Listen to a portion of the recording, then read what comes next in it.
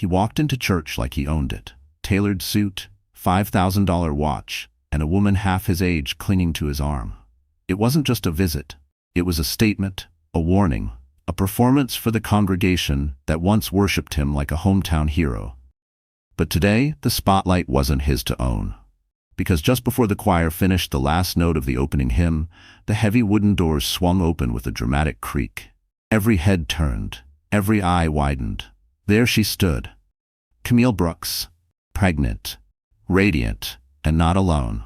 She held the hand of none other than Pastor Elijah King, the billionaire televangelist and spiritual leader of Faith River Cathedral, a man who had never been seen publicly with any woman since the tragic loss of his wife 6 years ago. And now he was standing beside Camille like a protective lion. The whispers began before they even reached the third pew. Her name was Camille Brooks, 32 years old. A woman who once had dreams louder than church bells and ambitions bigger than any man's ego. She had worked as a public relations director in New York, managing elite clients and powerful brands. Camille was known for her calm under pressure and an intuition that could read a room faster than a headline. But then she fell in love with Marcus Greer.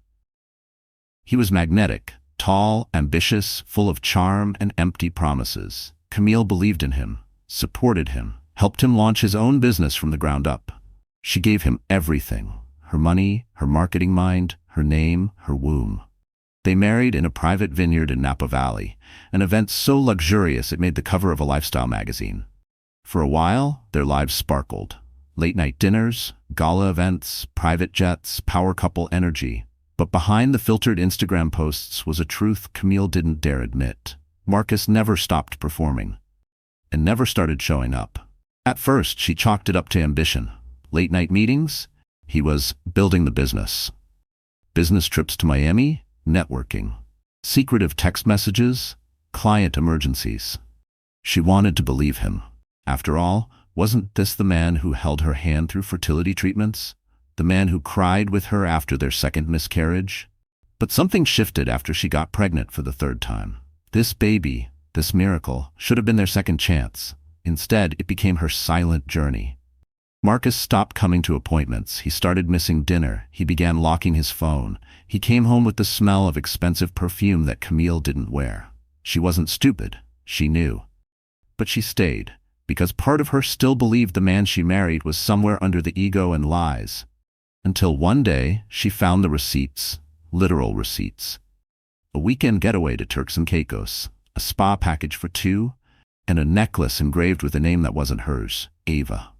Camille didn't scream. She didn't throw things. She packed a bag. She left. She didn't even leave a note, just the sound of the door clicking shut.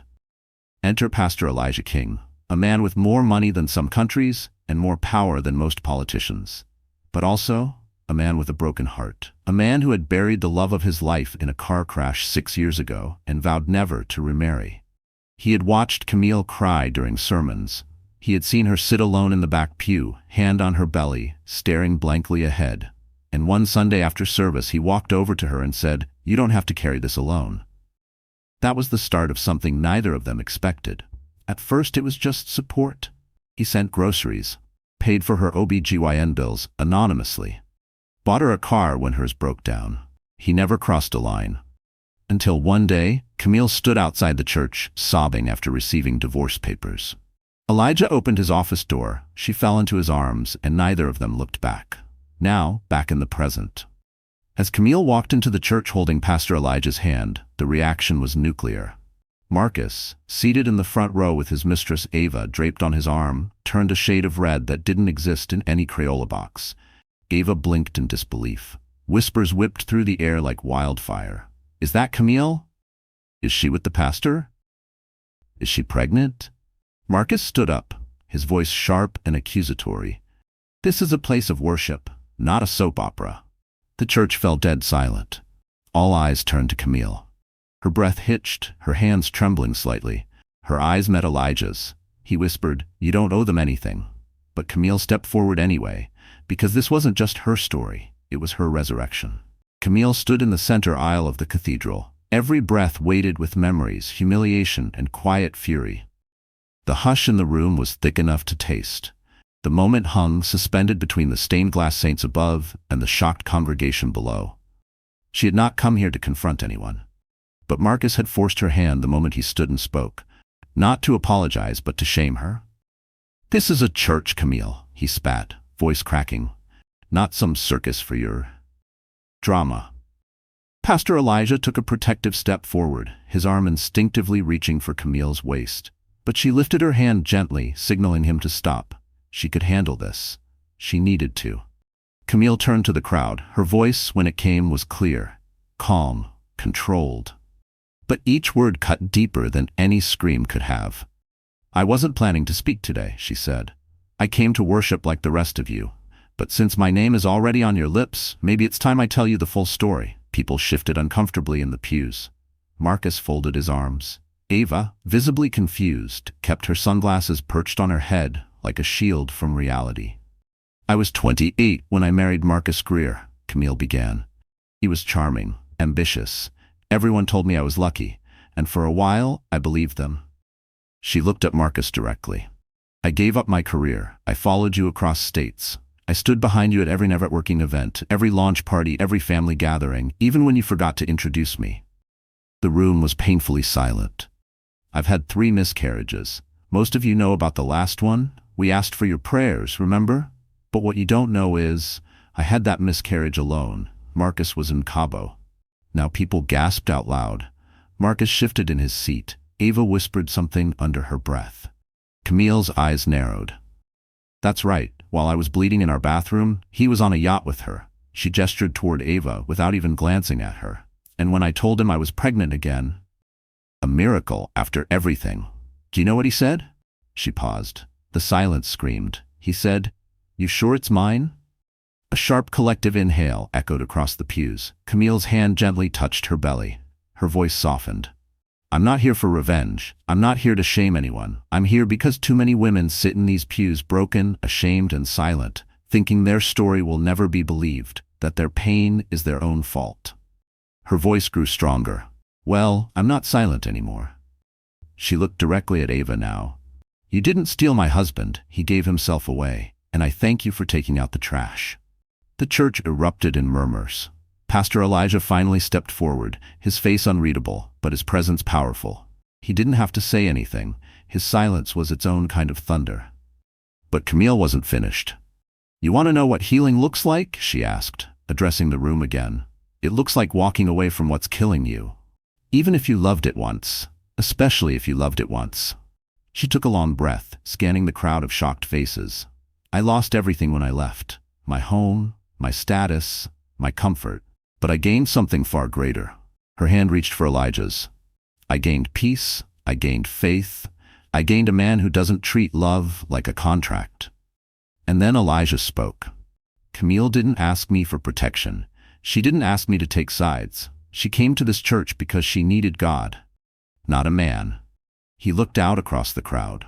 "But let me say this loud enough for every broken woman in this room to hear. If a man makes you feel small to make himself feel big, leave." Several women in the congregation started nodding. Some even stood. Camille squeezed Elijah's hand. Marcus couldn't take it anymore. He stood up again, voice trembling. "This is ridiculous. You two, this is a joke. I was the one who built her life." He pointed accusingly. "I made her. Without me, she'd still be doing PR for, what? Nail salons?" Gasps, audible gasps. Camille blinked once, twice, then laughed. Not out of joy, out of pity. "You didn't make me, Marcus," she said. "You only made me forget who I was." By now, even the choir stood still. No music, no singing, just the weight of truth breaking decades of tradition in a single morning. Camille looked toward the back pews, where her best friend Kira stood crying silently. Kira had warned her about Marcus, had helped her move in the middle of the night when things got worse, had stayed quiet when Camille insisted everything was fine. Kira now stood, hands clasped, mouthing the words, "I'm proud of you." Camille nodded. After the service, people lined up, not for communion, but to hug Camille. Older women with teary eyes, younger girls with clenched jaws. Even a few husbands with guilty looks. She didn't need to say another word. The truth had been spoken, and it had cracked the foundation of every mask in the room. Marcus left in a fury, dragging Ava by the wrist. She jerked her arm free before they reached the parking lot. Camille didn't watch them go. She didn't need to. She had just reclaimed her life, and she did it at the altar he once promised her forever.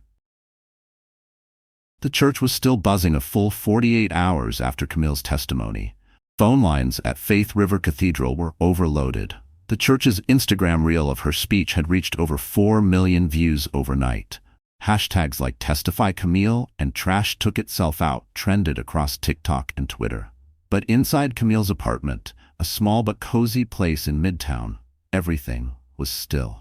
She sat curled up on her couch, hands cradling her belly, sipping chamomile tea as muted news coverage flickered from the television. And in an unexpected twist, Pastor Elijah King, known for his stoic demeanor and reclusive personal life, was seen holding hands with Camille Brooks, ex-wife of disgraced entrepreneur Marcus Greer. Sources confirm? She grabbed the remote and shut it off. Camille wasn't looking for fame. She had told her truth because she needed to breathe, to stop suffocating under lies. But now the world was watching and waiting for her next move. Then her phone buzzed. "Elijah, come to the church garden. Just you, no press. I have something to show you." Camille's heart skipped. Faith River's private garden was a hidden gem. Most of the congregation didn't even know it existed. Nestled behind the cathedral, shielded by ivy-covered walls and wrought iron gates, it was Pastor Elijah's sanctuary, a place of peace, solitude, prayer. She stepped through the gate, greeted by the scent of roses and the sound of a small stone fountain gurgling in the center. Elijah stood there, hands in his pockets, dressed in a crisp white shirt and gray slacks. No robe, no cameras, just a man stripped of titles and walls. "Hi," she said softly. He turned, smiling. "I thought you might need somewhere quiet." Camille stepped closer. "You've given me more than quiet, Elijah." He nodded. "You gave me something too." "What?" "A reason to believe again." They walked the garden path in silence for a moment. Birds chirped above them. The summer air hung heavy with possibility. "Elijah," she said, breaking the calm, "I never expected this. Us." He turned to face her fully. "Neither did I." A pause, a beat, and then he took her hand. "I was fine alone, broken, but fine. Then you walked in one Sunday and looked more hurt than I'd ever seen, and I realized I wasn't as healed as I thought." Camille blinked back emotion.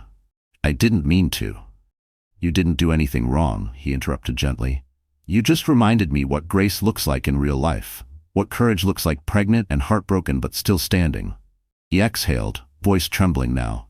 "And I knew right then that if God ever gave me one more chance to love, I wouldn't waste it."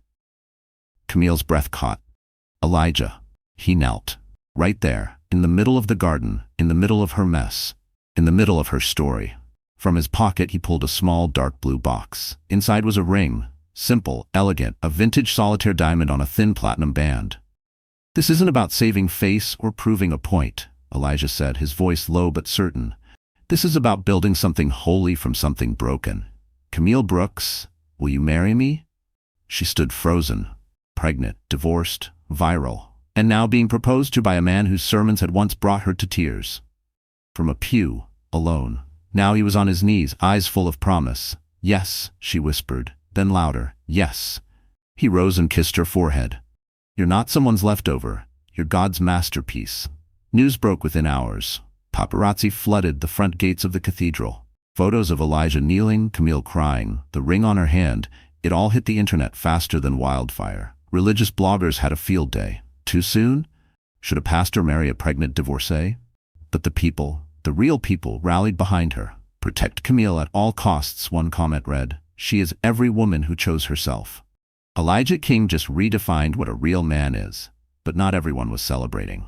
Miles away, in his penthouse apartment, Marcus scrolled through the headlines, his jaw clenched. "Pastor proposes to ex-wife of tech CEO." He threw his phone across the room. "What is this, Ava?" he hissed.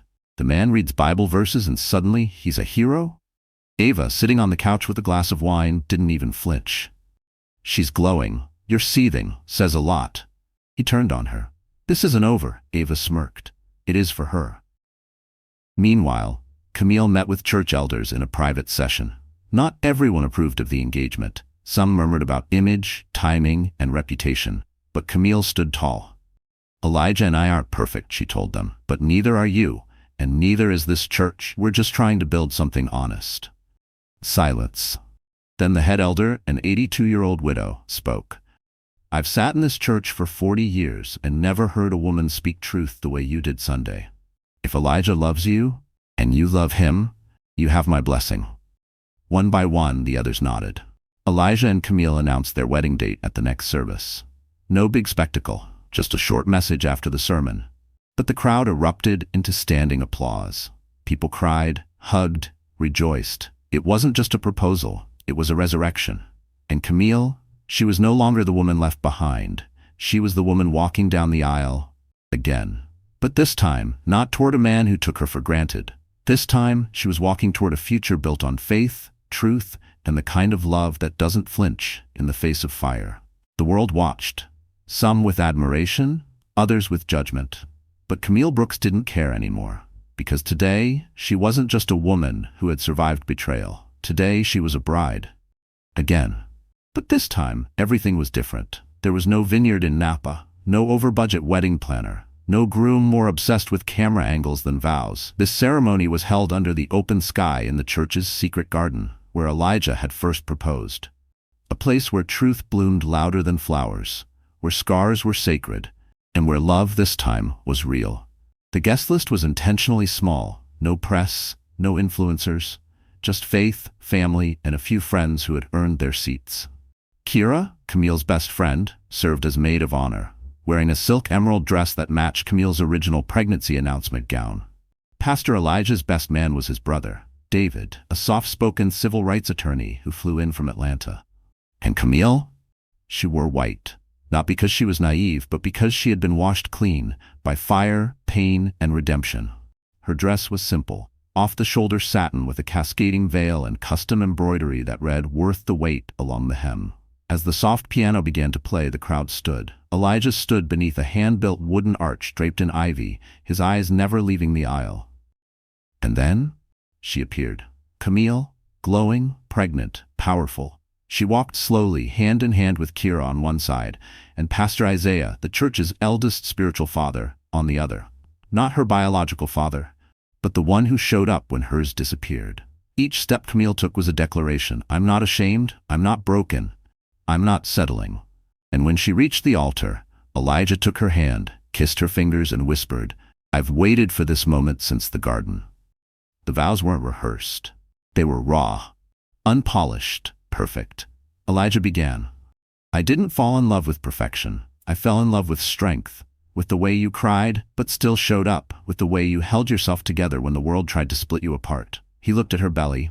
And I vow to love not just you, but the life growing inside you, as if they were my own. Because love isn't defined by DNA, it's defined by choice. Camille wiped a tear, then spoke. I vowed once before to someone who broke every promise. Today I vow again, but not out of desperation, out of clarity. She turned slightly to the crowd. To every woman who's ever been told she's too much, too loud, too complicated, too pregnant, this vow is for you. Then she looked back at Elijah. I vow to choose you, in public and private, in silence and chaos, in fear and in faith. When they kissed, it wasn't just romance, it was resurrection. The garden exploded in cheers. Even the doves in the nearby trees seemed to coo in celebration. Kira sobbed uncontrollably. David clapped Elijah on the back. And Camille? She exhaled. Finally, a chapter closed, and a new one began. But not everyone was celebrating. Across town, Marcus sat alone in a dimly lit bar, nursing a glass of bourbon and scrolling through wedding photos that had already leaked online. He zoomed in on Camille's smile. It was real. He hadn't seen her smile like that in years.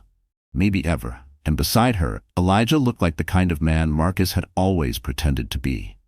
He slammed his phone down. This isn't over, he muttered. The wedding reception was intimate, held inside the church fellowship hall, transformed with fairy lights, gospel jazz, and long banquet tables covered in soul food. No champagne toasts, just sparkling cider and stories. Camille's former boss stood up. I used to tell Camille she needed to learn how to be less emotional in boardrooms, she said. Turns out, her emotions were her greatest strength. The room laughed. Elijah's mother stood. I told my son not to rush into anything, but then I met Camille, and I realized God doesn't need permission to do miracles. The room erupted in cheers. At the end of the night, Elijah stood and tapped his glass. Before we go, he said, Camille and I want to make one more announcement. People leaned in. We're starting a foundation for women who've survived emotional abuse and betrayal, women rebuilding from scratch. We're calling it, he looked at Camille. She smiled. Second firsts. Applause. Tears. One woman whispered, that's what she gave me, a second first chance. As the newlyweds slipped out through the back door, hand in hand, someone snapped one final photo. No red carpet, no headlines, just two souls who had walked through fire and emerged whole. That photo would go viral by morning. Captioned simply, the wedding that silenced every doubt. The day after Camille and Elijah's wedding, Ava Monroe woke up alone in a luxury condo overlooking the city. Marcus hadn't come home. Not that she was surprised. He had spent the past week drinking, pacing, brooding, and breaking things. His ex-wife had just become an icon, and Marcus, he was now the punchline to her redemption arc. Online, Ava had become nothing more than a side character, the mistress with no storyline, as one viral meme put it. And it was eating her alive. Ava had never expected to fall in love with a married man. But when Marcus first approached her at the rooftop bar 2 years ago, she wasn't thinking long-term. He had that dangerous charm, the kind that made women forget better judgment. He bought her champagne, whispered promises, and filled her world with designer bags and candlelit hotel suites. She was 24, impressed, and hungry, not for love, but for validation. She didn't come from much, 2 jobs, a shared apartment, and a closet full of dreams. Marcus had seemed like the shortcut to everything she ever wanted. But she hadn't counted on Camille, the woman he never stopped talking about, even while in bed with Ava. She's so controlling, Marcus would say. Cold, boring, nothing like you. Ava believed him. Until she saw Camille walk into that church. Pregnant, glowing, powerful. And suddenly, Ava realized she had never been the main character.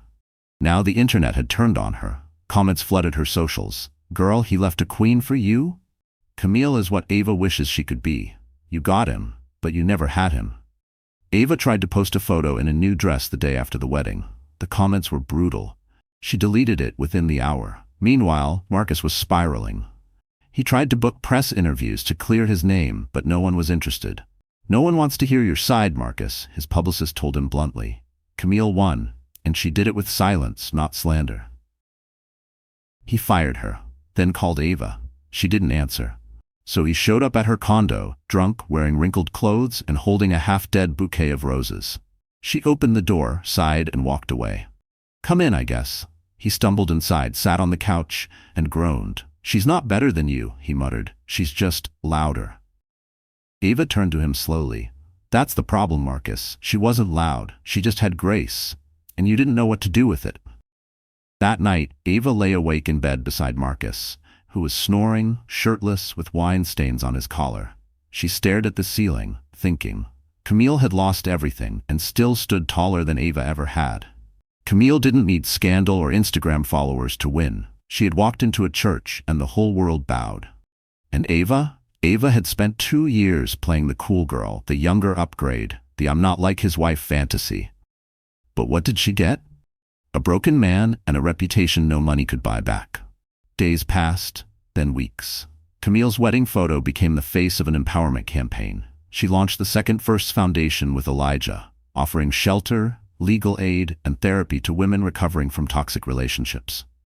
Ava saw the launch video. Camille stood behind a podium wearing a royal blue maternity dress, speaking with calm fire. You don't have to win back someone who lost you. The crowd applauded. Ava turned off the screen. Tears pricked her eyes, but not for Marcus, for herself. That night, she packed a suitcase. Where are you going? Marcus asked, slurring. Somewhere your name isn't the only thing people know me by. He laughed bitterly. Good luck with that. Ava didn't respond. She just closed the door behind her, and this time she didn't look back. 1 month later, Ava posted a new video. No filters, no sponsored ads, just her. I used to think being chosen by a man meant I was special, she said into the camera. But being picked doesn't mean you're loved. It just means he was bored. Pause. I'm not her. I'm not Camille. I don't have her story, but I do have something now that I didn't before. She inhaled deeply. Self-respect. The video hit 1 million views in 48 hours, and for the first time, the comments weren't mocking. They were clapping. Ava moved out of the city, got a job managing events at a women's shelter. She never saw Marcus again. But one afternoon she got a letter. No return address. Just a simple card that read, "Redemption looks good on you. See." Ava smiled, not because she was forgiven, but because Camille didn't have to say more. Grace didn't gloat. It just moved on. Marcus Greer once had everything. A luxury penthouse with a skyline view, a booming business, a beautiful, intelligent wife, a Rolex for every day of the week, and the admiration of every man who envied his confidence. Now, he had silence. No phone calls, no clients, no Ava, no Camille, just echoes bouncing off the empty walls of his overpriced apartment. The silence wasn't peaceful, it was punishment. And Marcus, he was unraveling. It started with missed meetings. Then came the headlines. Greer Digital losing clients after CEO scandal. Within weeks, investors pulled out, campaigns collapsed, employees resigned. His once loyal assistant filed a lawsuit for hostile work environment. The press began connecting his behavior to Camille's viral testimony. Marcus tried to spin the story, but his charm had expired. No one was buying it. Not anymore. One night, Marcus wandered into a bar he used to own equity in, only to find that it had been rebranded. The new owner didn't recognize him. "You Marcus Greer?" the bartender asked casually. Marcus nodded, hopeful. The bartender snorted. "Damn, thought you'd be taller or less pathetic." Marcus left in silence. At home, he stared at the wedding photo of him and Camille. They were on a beach in Tulum, fake laughing for the camera. He remembered that trip. He had already started cheating. He didn't even feel guilty. Back then, he thought power meant options, that love was a resource you could replace like a hire. He didn't understand Camille's tears, her silences, her pleading eyes. He had thought she was weak. Now the world knew she was strong, and he was the fool who let her go. One evening, in a drunken haze, Marcus recorded a video. He sat in a dim room, tie loose, whiskey in hand. "Let me tell y'all something," he slurred. "I built that woman. Camille, I made her relevant." He laughed bitterly. "All these women out here clapping for her like she Moses parting the Red Sea. Y'all don't even know the half of it." He hit post. By morning, the video had 2 million views, and 99% of the comments were brutal. "Delete this before your future employer sees it. Camille built herself. You just stood in the way. Every time this man speaks, God adds another diamond to her crown." Marcus deleted the video. But the internet never forgets. One afternoon, he received a letter. It had no return address. Inside was a single sentence typed on thick cardstock. "The downfall of a narcissist is believing the audience will stay after the mask slips." He crushed the card in his hand, veins bulging. But the words wouldn't leave him. With no allies left, Marcus tried to rebuild his business under a new name. He pitched to angel investors, applied for tech incubators, but Google wasn't kind. Every search of his name brought up Camille, her foundation, her TED Talk, her book deal. Second Firsts, How I Rebuilt from Rock Bottom, Pregnant and Proud. #1 bestseller. Bookstores sold out. TV hosts cried during interviews. Camille was everywhere. Marcus was nowhere. One night he attended a business networking event uninvited. He recognized faces, old partners, former rivals, even interns he once humiliated. They all saw him. They all avoided him. Except one man, who walked up with a smirk. "I heard you're the guy who inspired Camille's brand." Marcus chuckled dryly. "I guess that makes me part of her origin story." "No," the man corrected. "That makes you the cautionary tale." He walked away. And Marcus felt something he hadn't felt in years: shame. In a desperate final attempt, Marcus emailed Camille. The message was short. "Camille, I know I don't deserve anything, but if you could ever find it in your heart to forgive me, I just want to apologize for everything."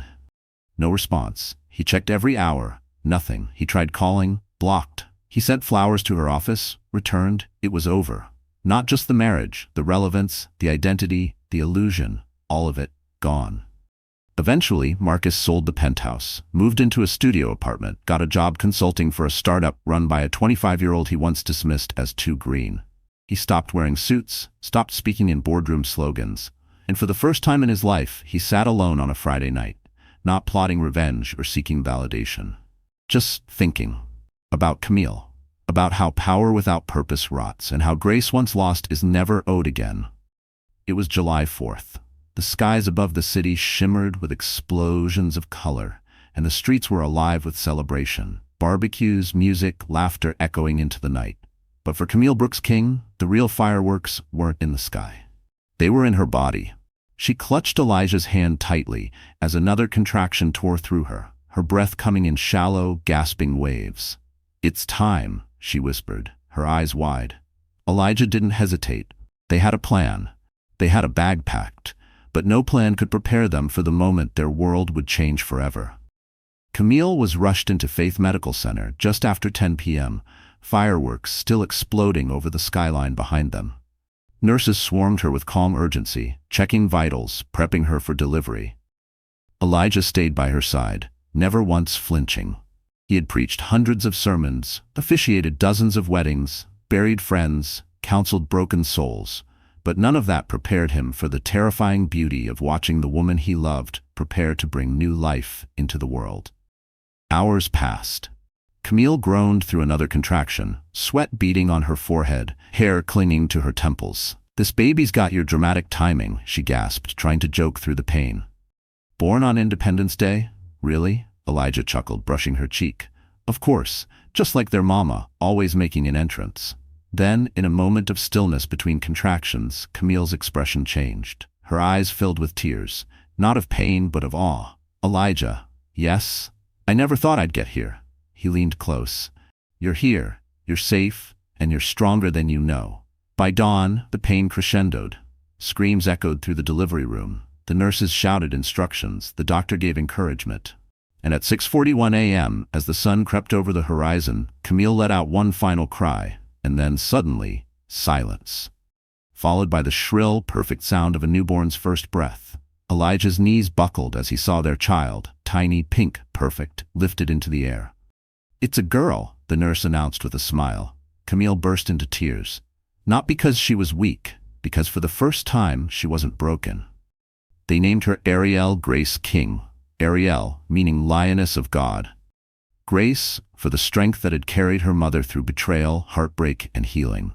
And King, for the father who chose love not by biology, but by faith. The media caught wind of the birth almost instantly. Photos leaked. Camille in a hospital bed, Ariel in her arms, Elijah beside them with tears streaming down his face.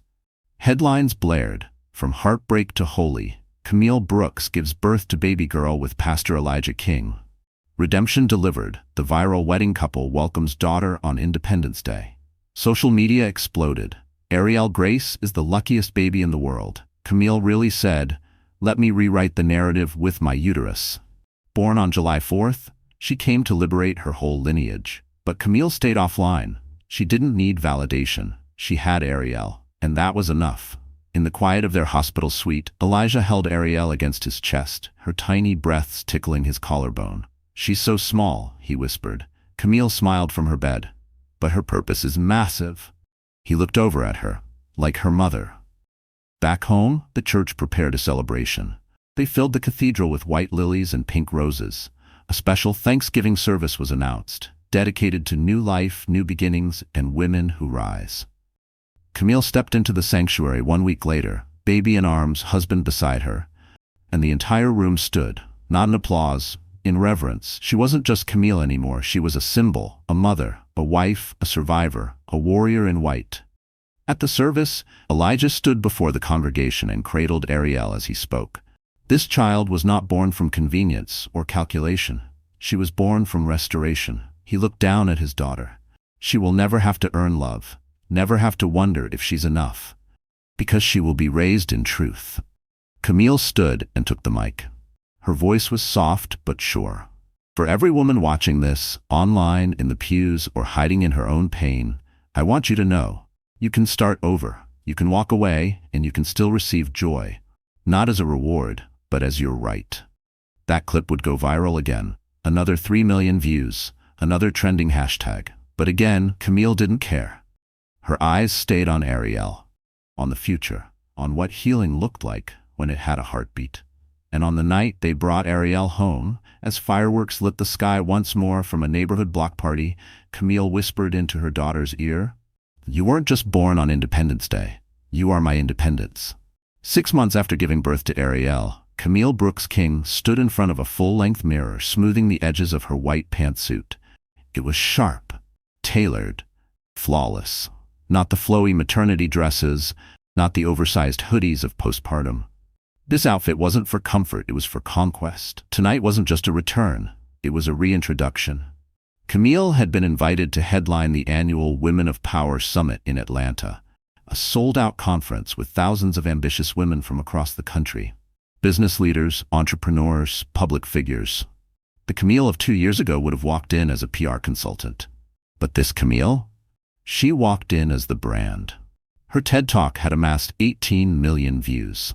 Her book, Second Firsts, hit the New York Times bestseller list and stayed there for 9 weeks.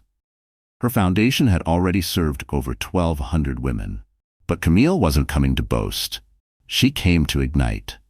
Backstage, the host whispered to her, "They've been talking about your speech for weeks. There's a standing ovation waiting for you." Camille just smiled. She no longer lived for applause. She lived for purpose. And tonight, her purpose was clear. As the lights dimmed and her name echoed across the auditorium, Camille walked onto the stage to thunderous clapping. She stood at the center in that white suit, heels clicking, hair pinned in a sleek bun, face glowing with minimal makeup. A picture of poise and power. She held the mic, took a deep breath, and began. "I used to think strength looked like silence," she said, "like swallowing pain and smiling through betrayal." She paused. "A lot of you in this room know exactly what that feels like." Nods rippled through the crowd. "Well, I'm here to tell you, strength is not silence. Strength is speaking, leaving, starting again, even if your voice shakes." Applause. "But I didn't just start over, I transformed." She smiled. "Pregnant, divorced, humiliated. I thought my story was over." Her voice dropped. "But God doesn't end stories, He edits them." Thunderous applause now. Camille raised her eyes, and when I stopped begging for someone to see my worth, I saw it myself. She told the story of her marriage, her public shaming, her walk into the church, her first tear on Elijah's shoulder, her baby, her first chance. By the end, the crowd was standing, cheering, crying, but Camille hadn't even delivered the final blow. She waited for silence, then said, "I want to leave you with one image. Imagine a woman, pregnant, alone, bankrupt in spirit. Now imagine her rising, not with revenge, but with peace, with power, with purpose." Her voice cracked just slightly. "I was that woman." She looked into the crowd, eyes fierce, "And now I'm the one holding the mic." The arena erupted. That night, clips of her speech went viral again. But one video stood out, captured by an audience member with the caption, "When she said, 'I'm the one holding the mic,' I felt that in my soul." The audio was turned into a TikTok sound. Thousands of women used it over videos of leaving toxic relationships, opening businesses, embracing single motherhood. Camille didn't just go viral. She became a movement. Back home, Elijah held Ariel while watching the live stream replay. He laughed softly as Ariel babbled at the screen, pointing at her mother. "That's right, baby," he whispered. "That's your mama." He kissed her forehead. "You come from royalty." The next morning, Camille received a call from one of the most prestigious universities in the country. They wanted her to teach a guest seminar, Narrative Power, Turning Pain into Public Purpose. Camille accepted, not because of prestige, but because she remembered what it felt like to sit in silence, unsure if anyone would ever listen. Now the world was listening. But the real full-circle moment came at a gala 3 months later. It was a high-profile tech event honoring Black innovators and entrepreneurs. Camille was being honored for her foundation's impact in digital storytelling. And who else happened to be there? Marcus, wearing a borrowed suit, working freelance PR for one of the sponsors. When he saw Camille walk in, Ariel on her hip, Elijah by her side, cameras flashing, he froze. She looked untouchable, unbothered, unapologetically divine. He tried to look away, but their eyes locked for a brief second. She didn't sneer, didn't gloat, she just smiled. Then turned her head back to Elijah and kept walking. A blogger captured the moment, posted the photo online. Captioned, "Nothing louder than a woman who doesn't flinch in front of the man who tried to destroy her." The internet agreed. Camille had not only returned, she had redefined the comeback, not by destroying anyone, but by becoming someone no one could touch. The invitation arrived on ivory cardstock, gold embossed lettering shimmering under the light. Annual Gala for Global Business Integrity, honoring visionaries in leadership. Camille Brooks King read the list of honorees, and there he was, Marcus Greer, recipient of the Resilience in Entrepreneurship Award. Camille blinked, then smiled. She handed the invitation to Elijah, who raised an eyebrow. Resilience, he said dryly. Apparently lying your way back into the room counts now, she replied. Elijah looked at her. You going? Camille stared at the skyline for a moment, then nodded. I think it's time. The night of the gala arrived. Held at the Grand Valeria Hotel, it was a black-tie affair attended by CEOs, politicians, celebrities, and the press. Camille stepped out of the car wearing a crimson satin gown that hugged every healed scar and whispered of power. Her hair was slicked back in a bun. Her earrings were diamond drops. Elijah walked beside her in a classic tux, hand resting protectively on her lower back. But Camille didn't need protection. Not anymore. Inside the ballroom, champagne flowed, cameras flashed, and across the room, Marcus froze when he saw her. He looked tired, thinner. Polished on the outside, but hollow behind the eyes. He quickly turned away. But Camille kept walking, shaking hands, greeting dignitaries, until her name was announced. Please welcome Camille Brooks King, founder of the Second Firsts Foundation, best-selling author and recipient of the Phoenix Woman of the Year Award. She walked up to the stage as the room stood, applause echoing. Once at the podium, she looked around the crowd, then began. Thank you. For this honor. For this moment. She took a breath. You know, I wasn't always the woman in this gown. I was once the woman hiding in the back row of church, pregnant and ashamed. The room went silent. I was once the woman who believed love meant sacrificing yourself in small pieces until there was nothing left. A hush. And I was once the woman who thought silence would protect me. She looked out at Marcus. But silence doesn't protect. It enables. People shifted in their seats. And tonight, I want to talk about accountability. About how our culture often rewards the rebound more than the reckoning. She gestured to the honoree board behind her. I see we're honoring resilience in entrepreneurship. But I wonder, does resilience mean surviving your own scandal or silencing those who survived you? A ripple ran through the room. Elijah watched from the table, lips pressed together.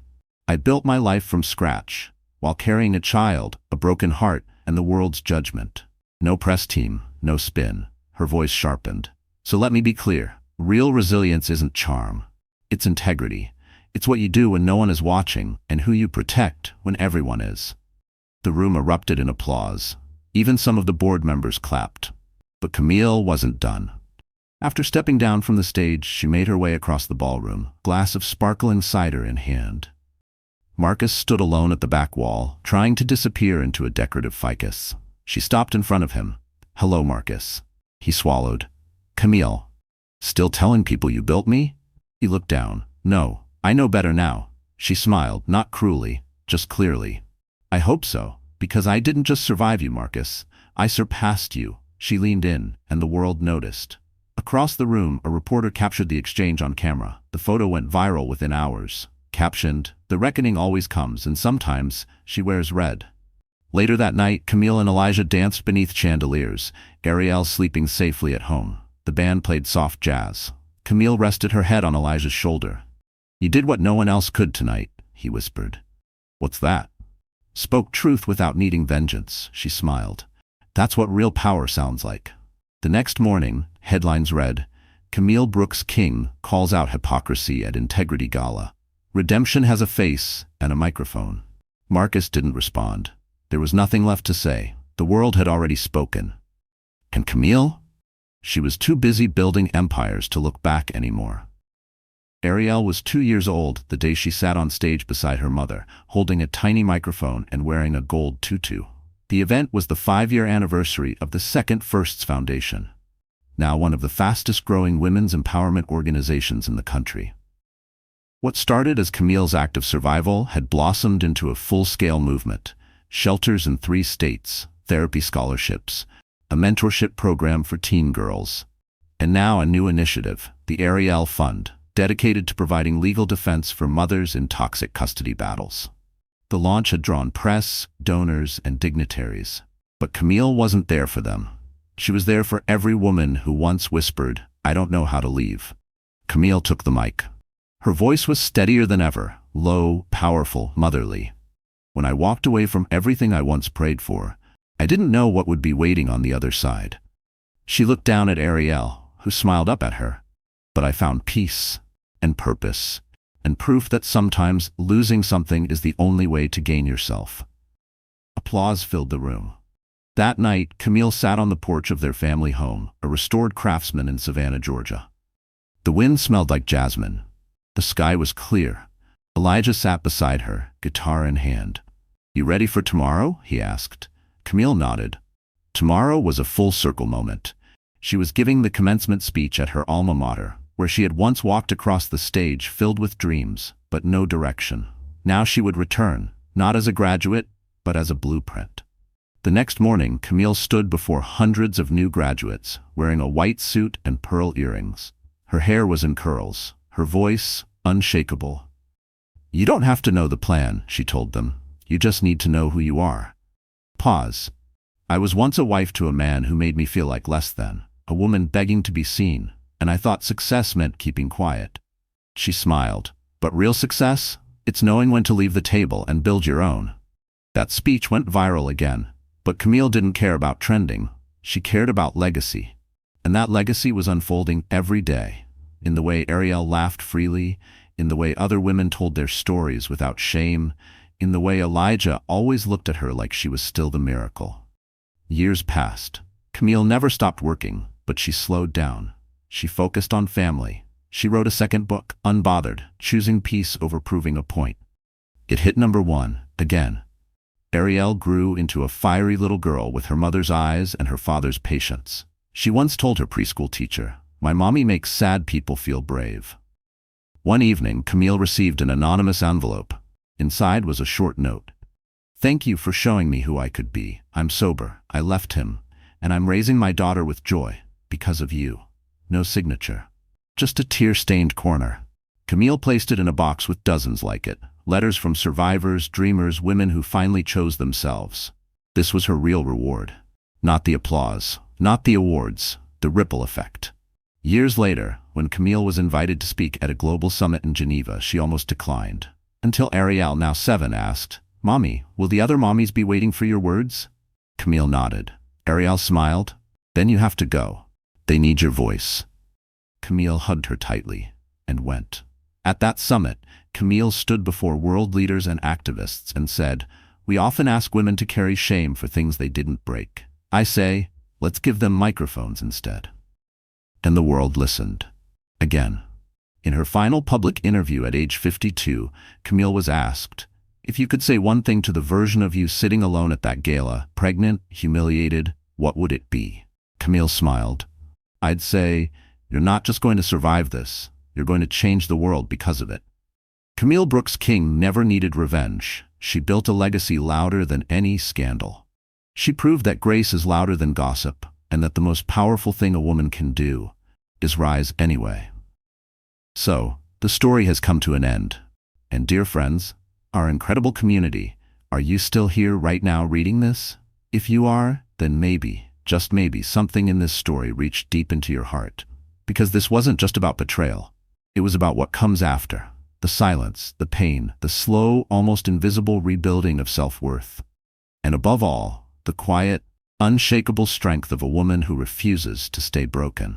Camille didn't fight back with noise. She rose with grace. She chose peace over revenge, purpose over pity. She walked away from the fire and somehow carried the light with her. That's what Stoic philosopher Marcus Aurelius meant when he wrote, "The best revenge is not to be like your enemy." She didn't become bitter. She became better. She didn't try to win him back. She won herself back. And that's something each of us can carry forward. You don't need to be loud to be powerful. You don't need to be perfect to be worthy. And you don't need anyone else's permission to rise. As Epictetus once said, it's not what happens to you, but how you react to it that matters. Camille reacted with silence, truth, dignity, and eventually with a microphone in her hand. If her story touched you, even in the smallest way, let it be your mirror. Your reminder that the comeback doesn't have to be flashy. It just has to be real. So if you're still here with us, thank you, truly. And if you believe someone else needs this message, please like the video, share it with someone who needs strength today, and don't forget to subscribe, because healing is a ripple, and maybe you're the next wave. With all our heart, We rise together.